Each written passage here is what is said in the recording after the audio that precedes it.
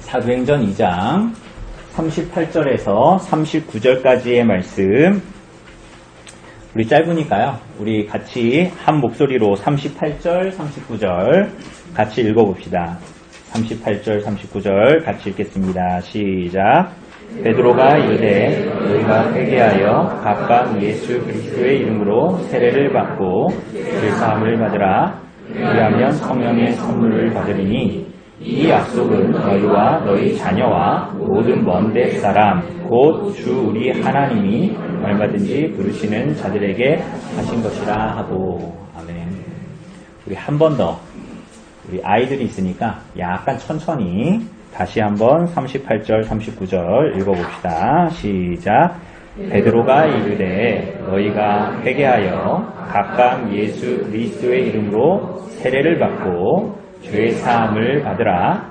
그리하면 성령의 선물을 받으리니 이 약속은 너희와 너희 자녀와 모든 먼 데 사람 곧 주 우리 하나님이 얼마든지 부르시는 자들에게 하신 것이라 하고. 아멘. 네, 우리 오늘은 이 본문의 기초로 하이델베르크 요리문답 72에서 74문답 같이 보도록 합시다. 우리 기억나는지 모르겠지만 벌써 11월 말이잖아요. 근데 10월 말에 우리가 앞선 하이델베르크 요리문답으로 우리가 세례가 뭔가 뭐 이런 내용들을 이제 봤는데 거기에 이어지는 내용입니다. 또 우리가 또 하나님이 은혜를 주셔서 우리 지난주에 우리 언약 준비 모임을 할 때 우리가 교회다의 7강이 무슨 내용이었습니까? 기억이 안 나세요? 네, 세례에 대한 내용이었습니다. 그래서 우리가 조금 이 본문을 같이 이해하기가 좋은 것 같습니다. 우리 하이델베르크 요리문답을 좀 같이 읽어보고 시작하도록 합시다. 제가 문을 하면 답을 해보세요. 세례의 물로 씻음이 곧 죄 씻음 자체입니까? 아닙니다. 오직 예수 그리스도의 피와 성령만이 우리를 모든 죄에서 깨끗하게 합니다. 네, 세례의 물로 씻음이 곧 죄 자체냐는 거예요. 그죠? 우리 가끔 이렇게 영화 같은 데서 이렇게 카톨릭에서 성수를 막 뿌리면 귀신 들린 사람이 막 이렇게 타면서 그런 것처럼 세례 자체가, 그 물 자체가 죄 씻음 자체입니까? 이렇게 물어보니까 뭐라 그래요? 아니래요. 그래서 그리스도의 피와 성령만이 우리를 모든 죄에서 깨끗게 합니다. 이렇게 얘기합니다. 자, 73문답입니다. 그러면 왜 성령께서는 세례를 중생의 씻음과 죄를 씻음이라 하셨습니까? 하나님께서 그렇게 말씀하신 데에는 중요한 이유가 있습니다. 하나님께서는 몸에 더러운 것이 물로 씻겨지듯이 우리의 죄가 그리스도의 피와 성령으로 없어짐을 우리에게 가르치려 하셨습니다. 더 나아가서 우리의 죄가 영적으로 씻겨지는 것이 우리의 몸이 물로 씻겨지는 것처럼 매우 실제적임을 이러한 신적 약속과 표로서 우리에게 확신시키려 하셨습니다. 네, 그러면 그게 세례의 물이 죄 씻음 자체가 아닌데 왜 성령께서는 세례를 들어서 중생의 씻음과 죄를 씻음이라고 말씀하셨죠? 기도서나 사도행전이나. 그러니까 중요한 이유가 있다는 거예요. 마치 몸에 더러운 것이 물로 씻겨지는 것처럼 우리의 죄가 그리스도의 피와 성령으로 씻어지는 것을 확신시키고 확인시켜 주려고 하셨다라는 거예요. 자, 마지막입니다. 유아들도 세례를 받아야 합니까? 그렇습니다. 그것은 유아들도 어른들과 마찬가지로 하나님의 언약과 교회에 속하였고 또한 어른들 못지않게 유아들에게도 그리스도의 피에 의한 속죄와 믿음을 일으키시는 성령이 약속되었기 때문입니다. 그러므로 유아들도 언약의 표인 세례를 통하여 그리스도의 교회에 연합되고 그 신자의 자녀와 구별되어야 합니다. 이런 일이 구약에서는 할례를 통하여 이루어졌으나 신약에서는 그 대신 세례가 제정되었습니다. 네, 이렇게 얘기합니다. 그래서 그럼 교회에 있는 유아들이 세례를 받는 것은 어떻게 해야 합니까? 라고 얘기하니까 하나님의 언약과 그들이 교회에 속하였고 그래서 그 유아들에게도 그리스도의 피에 의한 속죄와 성령이, 그러니까 아까 얘기했죠? 그리스도의 피와 성령으로 죄 씻음을 받는데 그 그리스도의 피에 의한 속죄와 믿음을 일으키시는 성령이 뭐가 되었다고요? 약속되었다라는 거예요. 약속되었기 때문에 이 교회의 유아들도 세례를 받아야 합니다. 이렇게 얘기를 합니다. 우리가 이 내용을 들어서 우리가 그 세례와 그리고 더 나아가서는 유아 세례와 그것이 오늘 여러분과 저에게 언약 백성들 가운데 있는 교회에게 어떤 의미를 가지고 있는가를 함께 보려고 합니다. 여러분, 우리에게는 말씀이 두 가지가 있습니다. 그 말씀이 뭐죠? 여러분 지금 귀에 들려지는 복음의 강설과 또 무슨 말씀이 있어요? 보이는 말씀. 여기 앞에 뭐가 있어요? 성찬상이 있죠? 눈에 보여지는 말씀이 있다. 그래서 말씀은 들리는 말씀과 보이는 말씀이 있습니다. 그래서 하나님께서는 들리는 말씀인 복음의 강설로 설교로 우리들의 마음에 믿음을 일으키십니다. 그죠? 그리고 또 어떻게 합니까? 보이는 말씀이 뭐요? 성례의 시행. 성례가 뭡니까? 세례와 성찬으로 말미암아 우리 안에 일으키신 믿음을 증진시키시고 확신시키시고 굳세게 하는 것입니다. 그죠? 그런데 그 중에서도 우리가 이 세례에 대한 내용들을 오늘 볼 거예요. 세례. 우리가 여기에 있는 대부분의 사람들은 아마도 안 그러신 분도 있지만 세례를 받으셨기도 했고 우리 여기에 있는 교회의 아이들은 대부분 유아 세례를 받았을 것인데 우리는 이런 성경의 교훈에 의해서 성경의 교훈을 배워도 우리들은 세속적인 방식에 익숙해요. 뭐가? 우리들의 마음이 그리고 우리들의 생각하는 방식이 말이에요. 그래서 세례를 가리켜서 자꾸 뭐라고 생각을 하냐면 나의 믿음, 나의 신앙, 나의 경건에 초점을 맞추려고 합니다. 이해되시죠? 그러니까 세례를 받을 때 우리는 자꾸 뭘 생각하는 거예요? 내가 어떤 믿음을 갖고 있고 내가 어떤 경건을 갖고 있고 내 마음이 어떤가에 항상 포커스가 되어져 있어요. 그죠?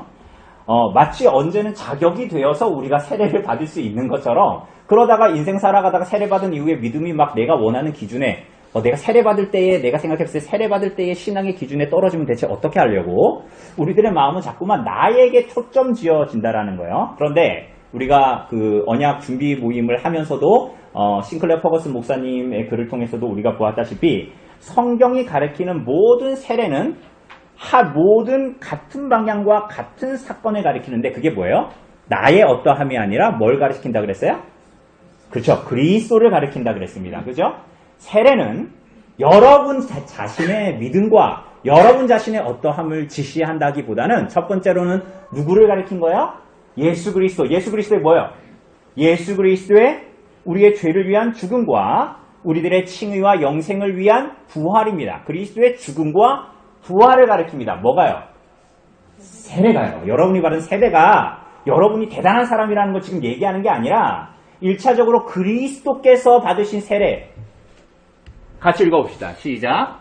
나의 받을 세례가 있으니 그것이 이루어지기까지 나의 다독함이 어떠하겠느냐. 예수께서 말씀하신 거예요.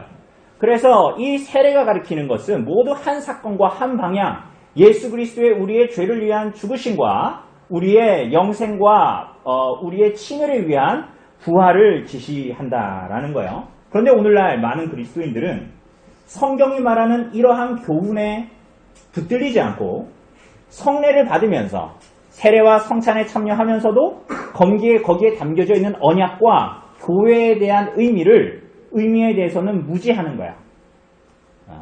여러분, 그래서 무지하면서 교회 오래 다니면 어떻게 되는지 아세요? 목사한테 우겨대요. 무지하면서 교회를 오래 다니면 계속 우깁니다. 성경의 교훈을 잘 받지 않기 때문에 우기는 거예요, 계속. 그런데 그 우기는 방식이 뭐냐면 성경을 잘하는 방식이 아니라 내가 세상을 살아갔던 내 이론과 내 지식에 의해서 그게 뭐예요? 세속적 방식이에요, 그게. 그러니까 세속적 방식이라는 게 막 돈을 사랑하고 막 이런 거라기보다는 성경의 교훈과 하나님의 경영의 어떠하심에 붙들려서 생각을 하려고 하는 거기보다는 세상의 어떠함에, 그래서 자꾸만 세례를 뭐라 생각하는 거예요? 내가 어떠냐고 얘기하는, 세상은 다 너가 어떤데? 이런 걸 물어보잖아요. 항상 거기에 붙들려서 세례도 그렇게 보는 거야. 성경의 교훈에 붙들리기보다는. 그 중에 하나가 유아 세례에 대한 거예요. 자. 잘 안 보이네요. 이게 5년 전에 젊었을 때 저거든요. 근데 여기 누군지 아세요, 여기? 자, 강유라고요? 온유입니다, 온유. 우리 이 엄결이게 온유가 있어요. 온유가 어딘지 모르겠는데. 온유 이거 기억나요 안 나요? 온유 세례 받았던 거. 여러분들 말고요. 그러니까 온유 이거 기억나요 안 나요? 이 아저씨 누구야 하면서 보잖아 지금 이게 온유가. 이 아저씨 누구지 하면서 왜 물 뿌리려 그러지? 이제 막 이러는 거예요. 그러니까 어떤 사람들은 세례에 대해서 세상적이고 세속적인 방식으로 그렇게 생각하니까 뭐라고 생각하는 거예요?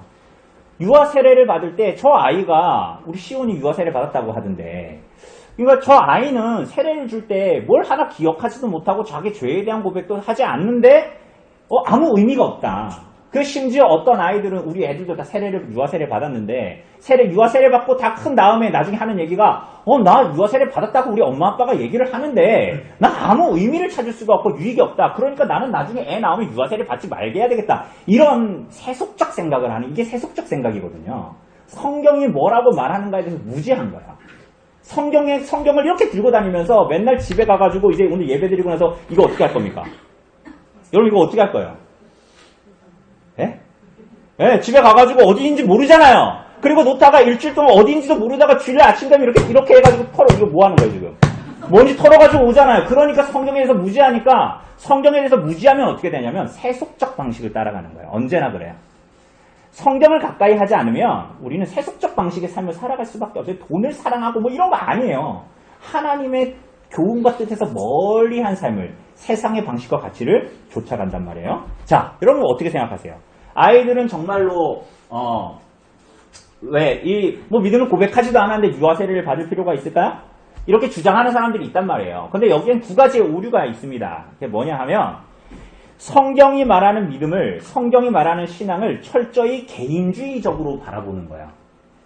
뭐라고요? 철저히 개인적인 문제로 본다라는 거예요. 이게 뭐냐면 세속적인 방식이고 개인주의적인 사고방식이에요. 이게 무슨 얘기냐면 신앙을 가진 부모와 그 신앙을 가진 부모 가운데 태어난 아이가 둘이 사실은 아무 상관이 없다고 생각하는 거예요.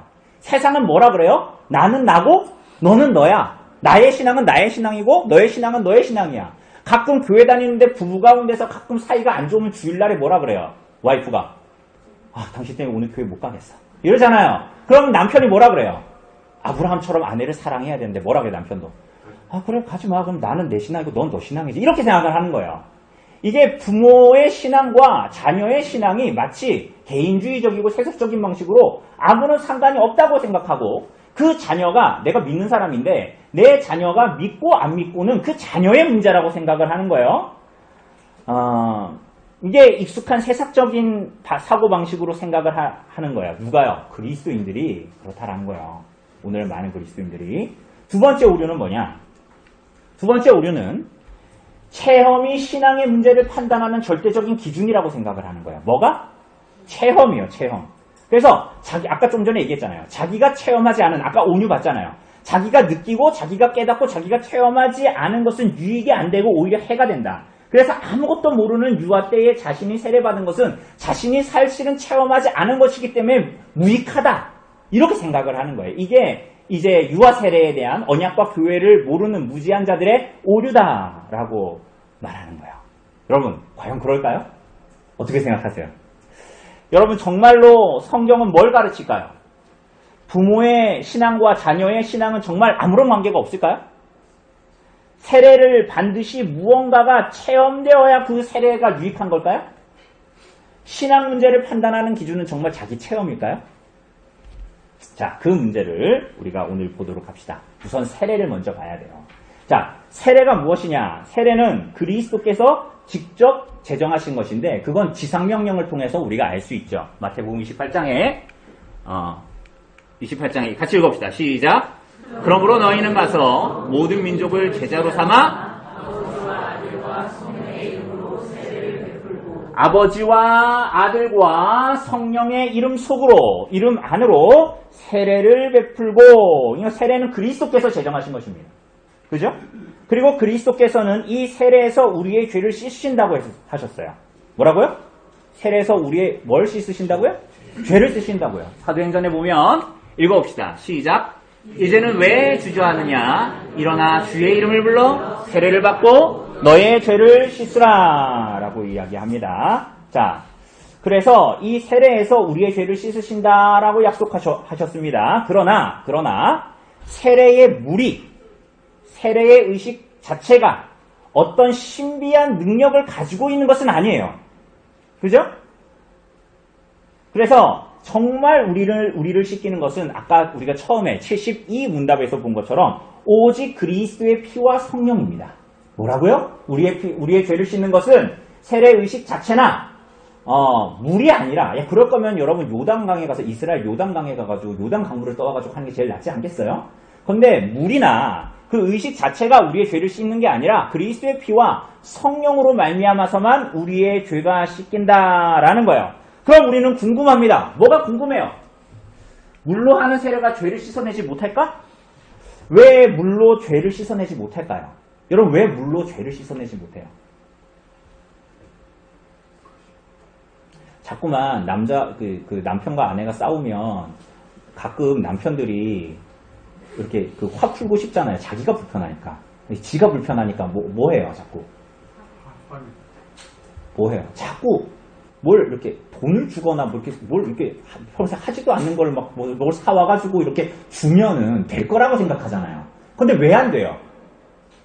왜 아내의 화가 안 풀려요? 눈에 안 보이는 것이 풀리는 사람 있어요? 돈 주면 풀려요? 마음에 있는 것이 물질적인 뭘 준다고 해서 풀리는 게 아닌 것처럼 눈에 보이는 물이 눈에 보이지 않는 죄를 씻을 수 없기 때문이에요. 그죠? 이거 당연한 건데 제가 부연 설명하는 거예요. 그렇기 때문에 세례의 물 자체로는 어떤 효력도 없어요. 오히려 성경을 보면 세례를 받으러 온 사람들이 있는데, 우리가 세례 요한, 마태복음 3장 이런 데 보면 세례를 받으러 오는 사람들이 있는데, 이 사람들은 다 뭐를 했냐면 자기 죄를 스스로 인정하고 고백하는 사람들이었어요. 그 세례를 받으러 오는 사람들은. 마태복음 3장에 보면 많은 곳에서 세례 요한에게 세례를 받으러 나옵니다. 그런데 그냥 세례를 준 게 아니었어요. 나중에 집에 가서 찾아보세요. 마태복음 3장 6절에 보면 읽어봅시다. 시작. 자기들의 죄를 자복하고 요단강에서 그에게 세례를 받았다. 이렇게 얘기합니다. 자기들의 죄를 자복했다라는 것은 자기가 죄인이고 자기가 용서받아야 할 죄인이라는 거예요. 그런데 그것을 알지 못하고 자기가 죄인이고 용서받아야 한다는 것을 모르면서 혹은 자신이 죄인이라는 것을 인정하지도 고백하지도 않으면서 세례를 받으러 온 게 아니었어요. 이 사람들이. 그죠? 그런데 형식적으로 좀 전에 얘기한 대로 자기 죄를 자복하지 않으면서 세례를 받으러 온 사람들이 있었어요. 그 사람들이 누구예요? 네? 그 사람들이 누구예요?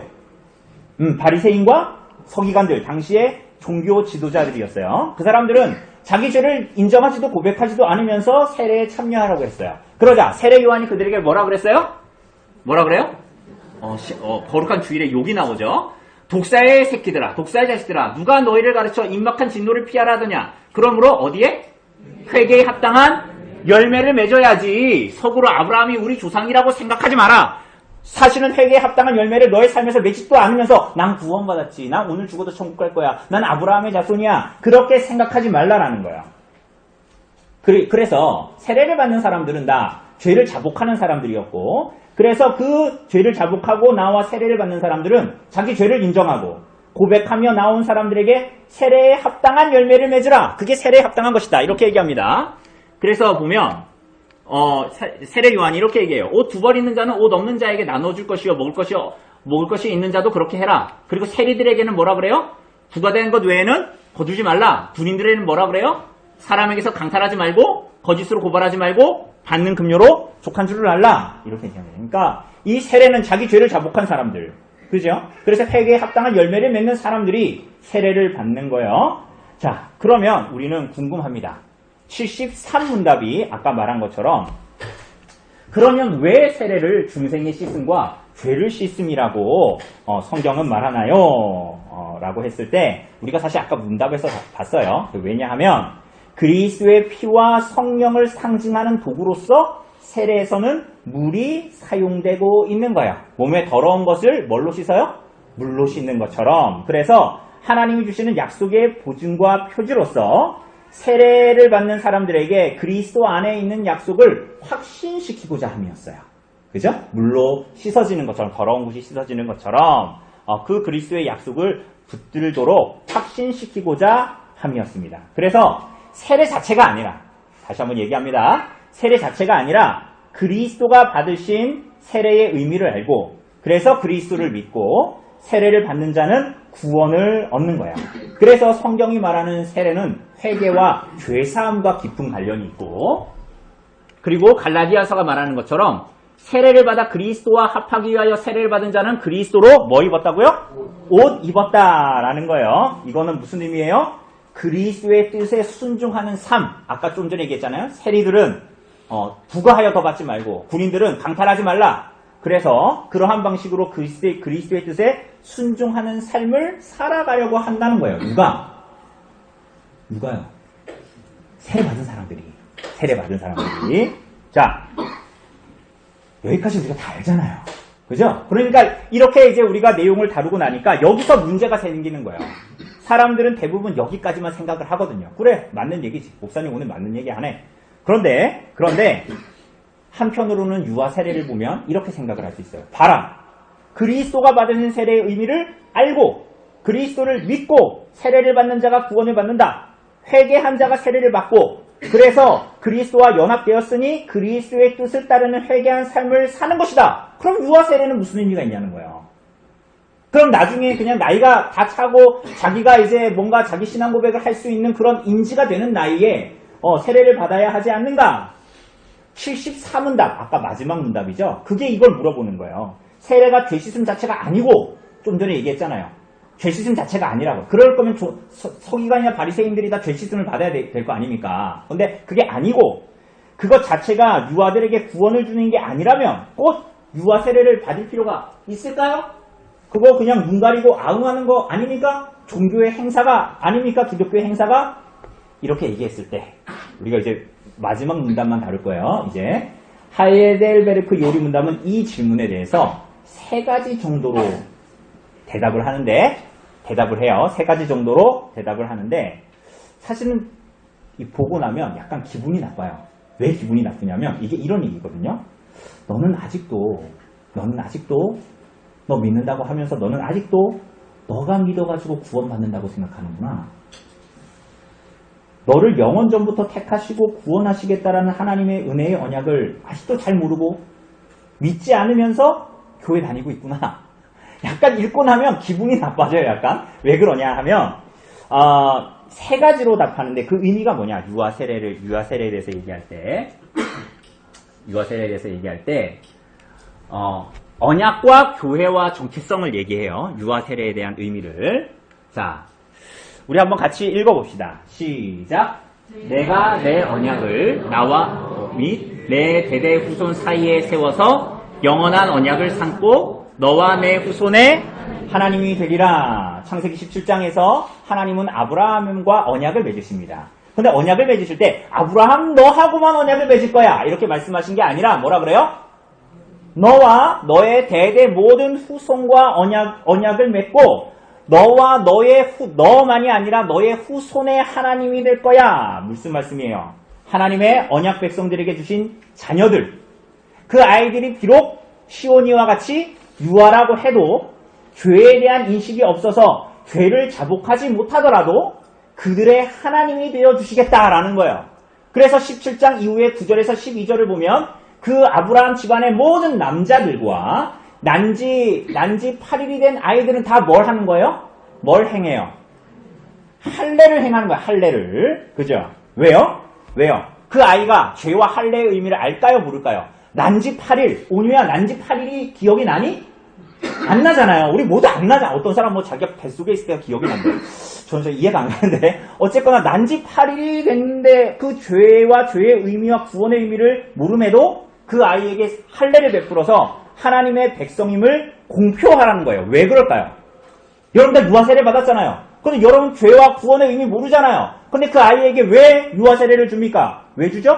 사람의 구원이 자기의 죄를 스스로 인정하고 고백하는 나에게 달린 것이 아니라 본질적으로 근원적으로 은혜를 베푸시는 하나님께만 달려있다라는 거야. 오늘 설교의 제목이 뭐예요? 나의 고백보다 크신 주님의 약속이에요. 우리는 자꾸만 이렇게 생각해요. 내가 고백했고 내가 죄를 자복했으니까 내가 세례를 받고 내가 구원을 받는 거야 라고 우리는 교만하게 생각해요. 그런데 우리들의 구원의 본질과 근원은 누구에게 있는 거예요? 하나님의 은혜를 베푸시는 하나님께만 달려있는 거예요. 그 하나님의 은혜가 임해야 사람이 신앙을 고백하기도 하고 죄를 고백하기도 하고 죄를 인정하게 되는 거죠. 그래서 성경은 뭐라 그래요? 믿음의 행위로, 믿는 행위로 구원받는 것이 아니라 믿음으로 구원받는다라고 얘기하는 거예요. 우리는 그럼에도 자꾸만 뭐라고 얘기하는 거예요? 믿음의 행위로 나는 구원받는다고 자꾸만 말은 그렇게 하지 않는데 그렇게 생각하죠.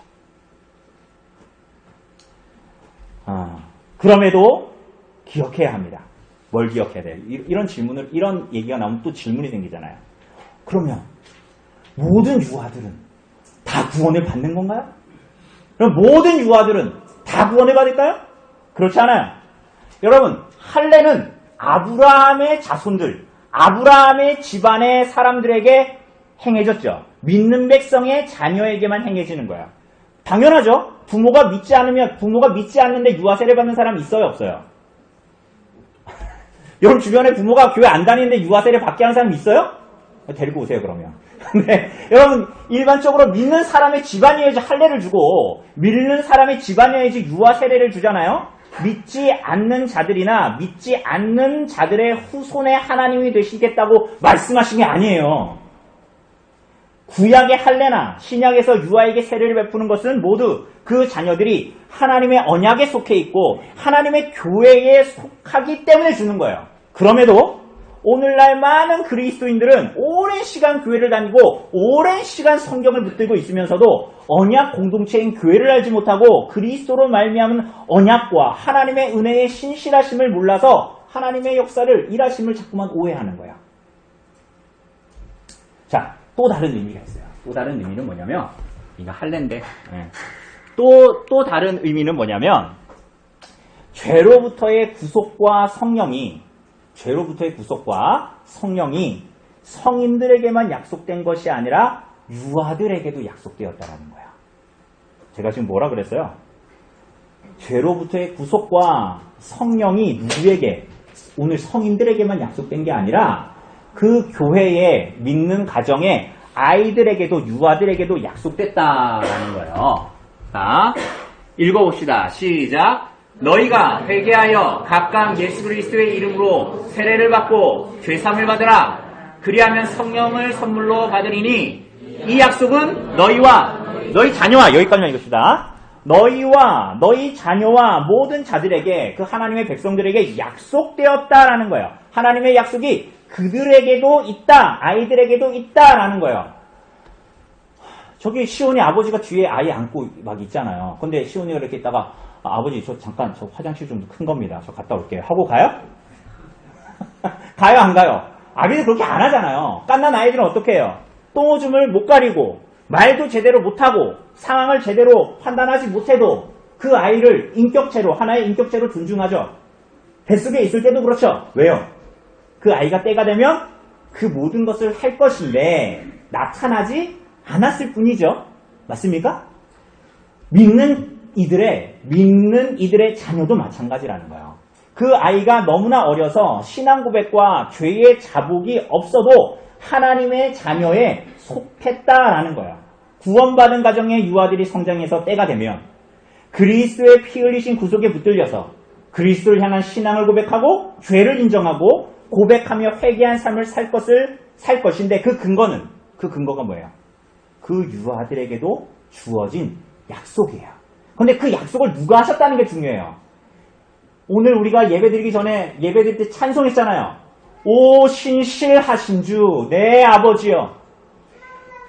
유아에게도 신실하시고 크신 하나님의 약속이 주어졌다라는 거예요. 그런데 신자들인데도 그걸 안 믿는 거예요. 그래서 신자의 가정에서 애가 태어난 것을 그 복됨을 모르는 거예요.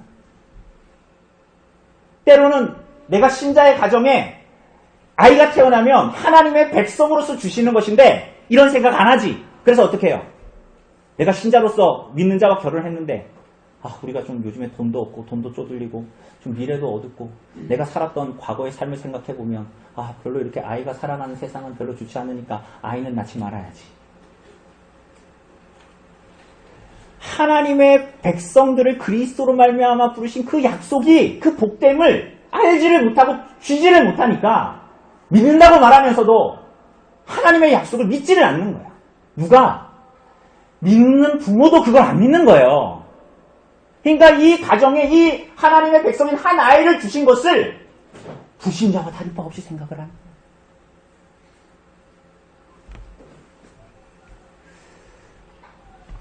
또 다른 세 번째 마지막 의미입니다. 마지막 의미는 뭐냐면 하나님의 자녀로 부르심을 받은 그 아이들의 정체성을 알려주시기 위함이에요. 유아 세례가. 자, 여러분 모든 인간은 아담 안에서 타락했죠. 그죠? 그 원죄라고 그러잖아요. 그래서 이 세상에 태어난 한 아이가 태어나면 이 세상에 죄인이 하나 추가되는 거예요. 죄인이가 죽어라 이 얘기가 아니라 이게 성경의 논리에 의하면 한 아이가 태어나는 것은 그냥 불신자 한 명이 이 세상에 추가되는 거거든요. 여러분 그러면 신자의 가정에서 태어나는 아이는 어떨까요? 불신자같이 또 다른 죄인이 하나가 추가되는 걸까요? 아니에요.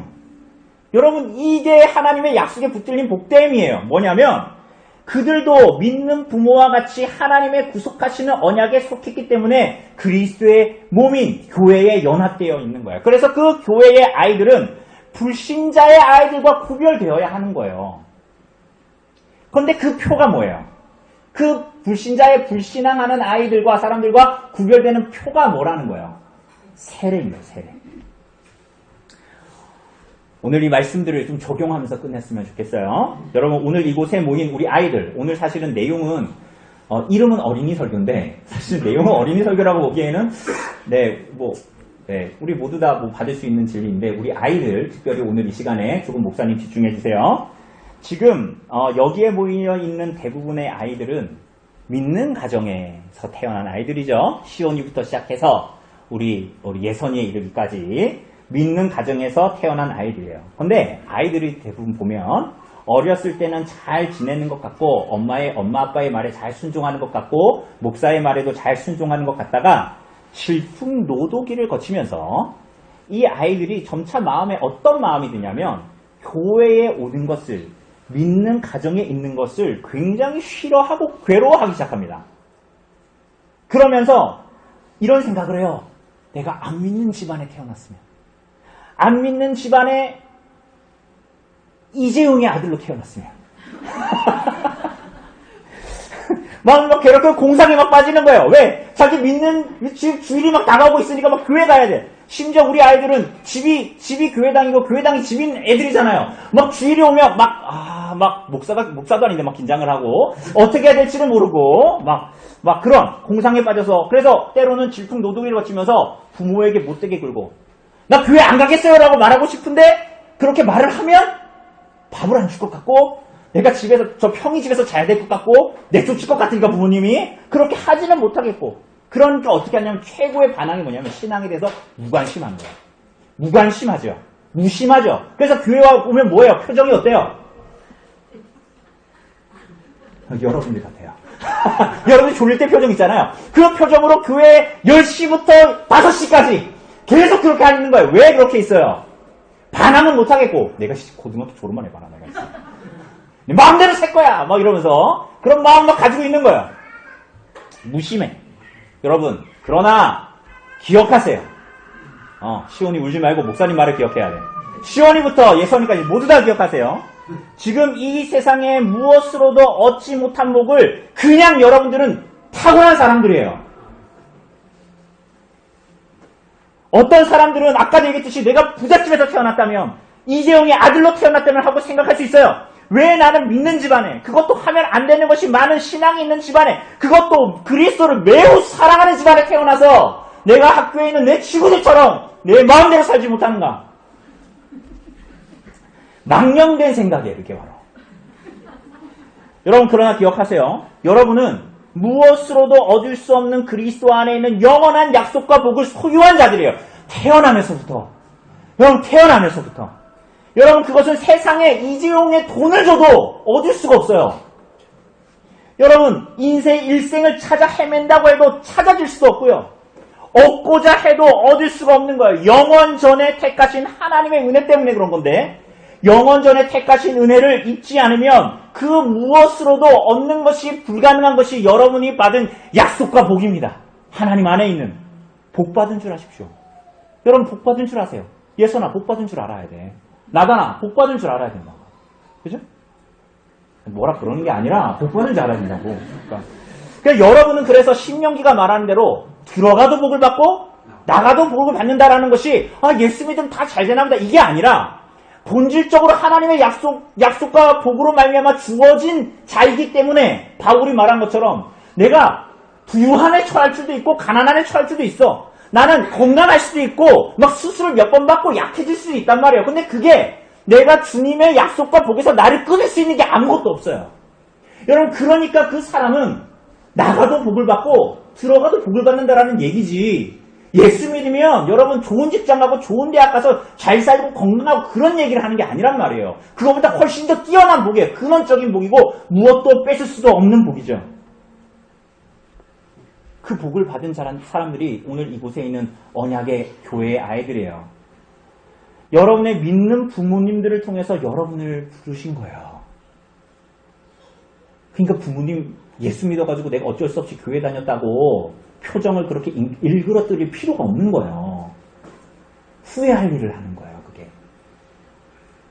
그렇기 때문에 세례받은 교회의 아이들은 여러분은 믿지 않는 사람들과 다르다라는 것을 확인하며 여러분 자신이 그리스도 앞에서 구별된 삶을 살아야 하는 거예요. 여러분 2차 세계대전 때 나치들이 유대인들 구별하기 위해서 뭘 했는 줄 아세요? 유대인이라는 거 알아야 되잖아요. 어떻게 했어요? 그 남자가 할례를 받았는지 확인했어요. 그만큼 언약 백성들의 표가 있다라는 거예요. 근데 만약에 여러분들 지금 할례 안 받잖아요. 유아 세례 받잖아요. 그런데 유아 세례 받았다고 막 머리가 항상 축축해가지고 다녀요? 그런 거 아니잖아요. 그죠? 그런데 그럼에도 여러분들이 학교에서 지낼 때 여러분 친구들이 이름이 조나단이잖아요. 누가 봐도 교회 다니는 애 같지 않아요? 갈매기가 아니라. 그러니까 이렇게 조나단이야. 그러면 사람들이 나중에 조나단이 교회 다니는 걸 알았어. 그런데 죄송해요. 조나단 형제 뭐라 그러는 게 아니야. 그지? 근데 제가 교회 다닌다고? 우리랑 하나 다를 법 없이 말하고 행동하던데? 쟤 진짜 교회 다니는 거 맞아? 라고 하면 여러분들은 자기가 누군지를 모르는 사람들이에요. 지금 놀라운 복을 누리고 있음에도 불구하고. 자, 이것은 우리 아이들에게만 적용되는 게 아니에요. 오늘 이곳에 있는 성도들에게도, 오늘 이곳에 있는 어른들에게도, 장년들에게도 이 교리는 적용되어야 합니다. 이 아이들이 그리스도의 지체임을 기억하세요. 여러분, 우리 시온이가 아무리 어려도 그 아이들이 신자의 가정에 태어났다면 그 아이들은 교회의 회원으로의 부르심이 있는 거예요. 여러분, 읽어봅시다. 시작.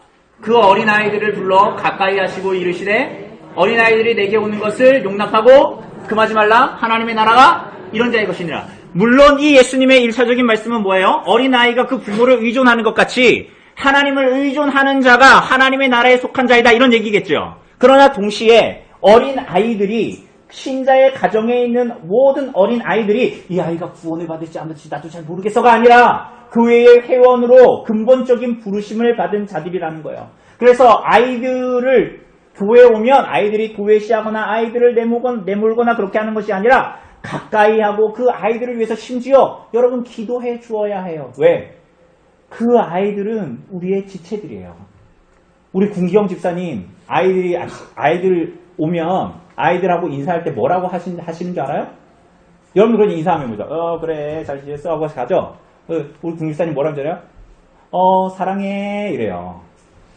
아이들을 대할 때 그러니까 사랑해 이렇게 하신다고요. 그러니까 여러분들이 교회의 아이들을 대할 때 이 아이들이 그리스도의 몸된 교회로 부름을 받는 지체들이라는 것을 알고 대해야 한다는 거예요.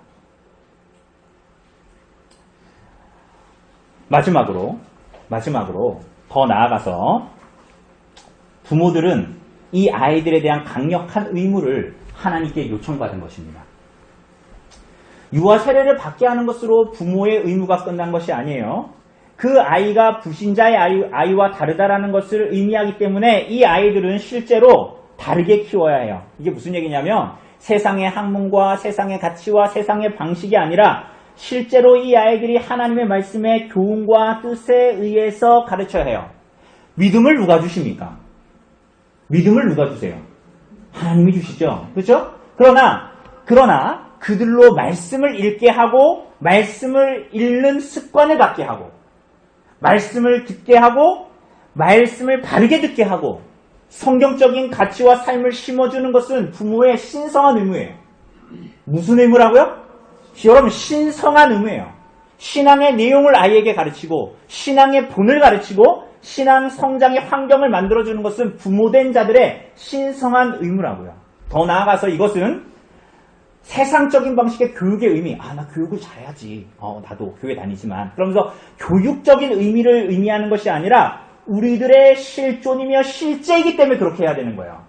아이들에게 그렇게 하는 것은 교육적인 의미로 잘해야지. 세상의 교육보다 더 잘해야지. 그런 의미가 아니라 이 신앙은 우리들의 실제이자 실존이기 때문에 그래요. 예를 들면 이런 거예요. 그게 무슨 얘기냐.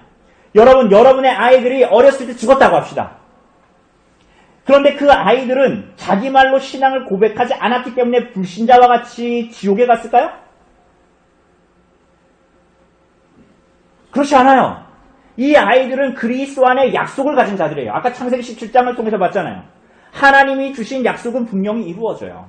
만약에 그분의 약속을 믿지 못하겠다면 성인으로 받은 세례도 의심해 봐야 되는 거예요. 이 아이들이 어려서 죽음에 이르러도 그 아이들이 구원받는다라는 것을 의심할 이유가 없어요. 유아 세례는 이 땅에서도 그 신자의 부모들에게 그래서 말할 수 없는 위안이에요. 그 이유는 성경의 가르침에 나타난 것처럼 그리스도로 말미암은 언약에 속해 있고 죄 사함이 약속돼 있고 그 핏값으로 사신 주의 몸된 교회에 속해 있는 지체이기 때문이에요. 그 모든 것이, 이 모든 유익이, 모든 은혜가 우리를 위해서 십자가에 달리신 그리스도, 우리를 위해 십자가의 세례를 받으신 그리스도의 공로로 인한 것이에요. 정말 그분을 믿고 그분을 의지하고 그에게 구하기를 그치지 마시기를 바라요. 여러분, 이 가운데에 성인이 된 자녀를 두신 분도 있을 거예요. 여러분, 어린 아이였을 때만 그 아이의 부모인 것이 아니에요. 그 아이들이 성인이 되었어도 그 아이들의 부모이기를 포기하지 마셔야 합니다. 다시 한번 말씀드립니다. 그 아이들이 성인이 되었어도 그 아이들의 부모이기를 포기하지 말고 그 아이들에게 우리들이 죽기까지 그리스도를 따르는 신앙의 내용과 본을 보이기를 포기하지 마십시오. 우리가 오늘 오후에도 다룰 것이지만 일제강점기 때 이기선 목사님이 신사참배를 하지 않아서 감옥에 갇혔는데 일제 순사들이 계속적으로 회유했는데 그 회유의 방법 중에 하나가 뭐였어요? 지금은 공학 박사가 된 그 아들의 편지였어요. 그래서 그 아들의 편지가 뭐라 써져 있어요? 아버지 괜히 고생하지 마시고 그냥 신사참배 한번 하시고 감옥에서 나오세요. 이렇게 얘기했어요. 이기선 목사님이 뭐라고 편지했어요? 뭐라고 답했어요? 거기에 대해서. 그 아이는 공학으로 얘기하자면 나보다 선생일 겁니다. 나는 걔만큼 알지 못해요. 공학을 하지 못해서. 그러나 신앙에 의해서는 그 아이는 평신도요. 나는 목사입니다. 신앙에 의해서는 내가 그에게 본을 보여야 할 사람이고 나는 선생입니다.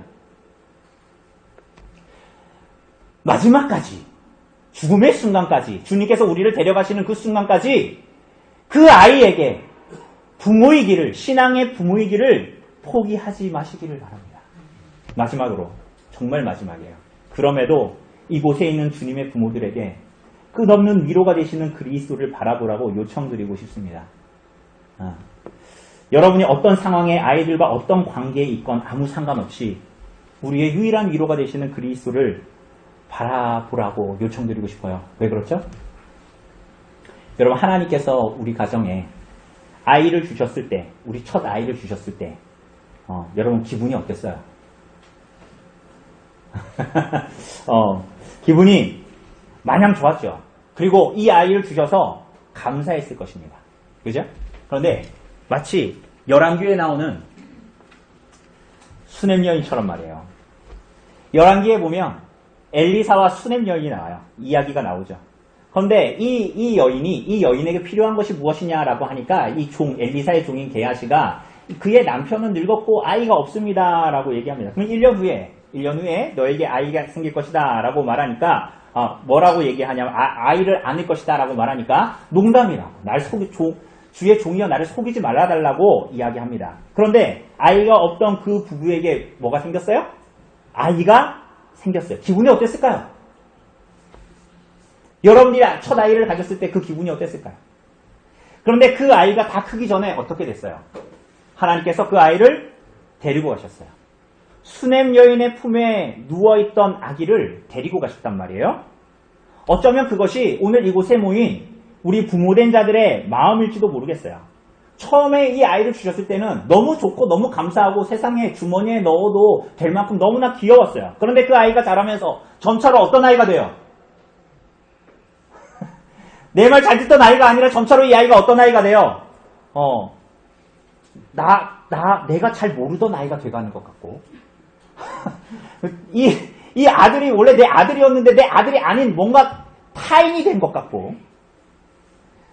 이전에 내 품에 있던 아이는 죽은 것 같아요. 그래서 때로는 우리가 수넴 여인처럼 엘리사에게 하나님께 소리치고 싶을 수 있어요. 뭐라고? 이 수넴 여인의 아들이 죽고 나서 엘리사에게 뛰어갑니다. 그리고 뭐라 그래요? 내가 아들을 당신께 구하더이까 나를 속이지 말라고 얘기했잖아요. 내가 언제 주님, 내가 언제 아들 달라고 엘리사 당신에게 말했습니까? 하나님, 엘리사 내가 하나님께 당신에게 아들을 구했습니까? 나에게 이 아이를 주시더니 이제 아이를 데려가십니까? 이보다 더 잔인한 일이 어디에 있어요? 내가 당신께 이 아이를 구했습니까? 어쩌면 이 마음이 오늘 주의 부모된 우리들의 마음일 수도 있을 것 같아요. 그런데 하나님께서 어떻게 하셨어요? 수넴 여인에게 답하셨어요. 어떻게 해요? 수넴 여인의 죽은 아들을 다시 살리심으로 그녀에게 답하셨습니다. 무슨 말이에요? 아이 없던 수넴 여인에게 아이를 주심으로 생명의 소망을 주셨다면 이번에는 그 죽은 아이를 살리심으로 더 큰 소망을 주셨어요. 어떻게 그러실 수 있죠? 하나님이 우리에게 한 아기를 주셨기 때문이에요. 그 아들은 그의 하나뿐인 아들이었어요. 그런데 하나님은 그 아들을 다시 십자가로 데리고 가셨어요. 왜요? 사흘 만에 다시 부활하심으로 살리심으로 여러분과 저에게 더 큰 소망을 주시기 위해서요. 그리스도의 부활로 인해서 그래서 우리가 더 큰 소망과 확신을 갖게 되었단 말이에요. 오늘 사랑하는 여러분, 오늘 이 자리에 주의 부모된 여러분, 이 주일 그리고 매주일 우리는 그분께서 자기 아들을 일으키신 부활을 기억해야 해요. 그분이 아들을 일으키심으로 주신 생명보다 더 큰 소망과 확신을 우리는 그래서 갖게 되는 거예요. 언제? 매주일 그리스도께서 자기 아들을 일으키신 그날, 오늘 어쩌면 우리들은 하나님께서 우리에게 주신 잃어버린 아들로 인해서 수넴 여인과 같은 절망 가운데 있을지 몰라요. 때로는 외치고 싶을지 몰라요. 내가 당신께 아들을 구하더이까. 언제는 주시더니 언제는 빼앗아 가십니까? 그러나 사랑하는 여러분, 하나님 아버지께서 그 아들 예수 그리스도를 일으키신 이 부활의 날, 이 귀한 주일, 잃어버린 아이의 부활을 바라고 소망하고 확신하게 됩니다.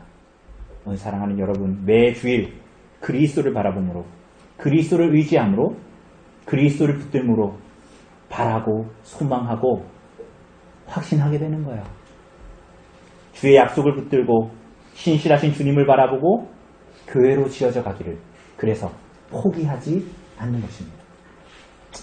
오늘 사랑하는 여러분, 믿음의 부모이기를 포기하지 마십시오. 여러분의 어떠함보다 신실하시며 크신 하나님 아버지의 약속을 붙드실 수 있기를 간절히 바랍니다. 또한 이곳에 있는 교회의 아이들, 언약의 자녀들은 하나님 아버지께서 자기 아들을 우리 대신 내주셔서 우리가 오늘 이렇게 복된 자리에 있는 것, 그리스도로 말미암아 된 것인 줄을 깨닫고 그리스도의 복음과 복음의 약속과 주의 몸된 교회를 날이 갈수록 더 사랑할 수 있기를 간절히 바랍니다. 우리 이 시간에